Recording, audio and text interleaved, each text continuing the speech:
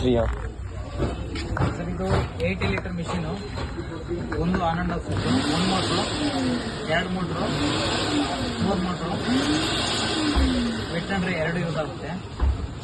Open ಮಾಡ್ಕೊಳ್ಳಿ. Just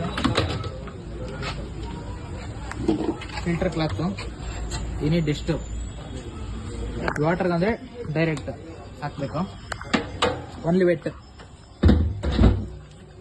ತೋರಿಸ್ಬಿಡಿ. Wet ತೆಗಿಬೇಕು, ಡ್ರೈಗೆ ಹಾಕ್ಕೊಂಡು ಯೂಸ್ ಮಾಡಬೇಕು.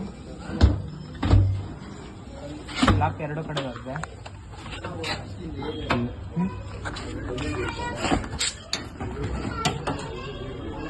Hose pipe connect.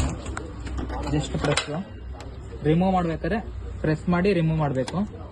ಓಕೆನಾ?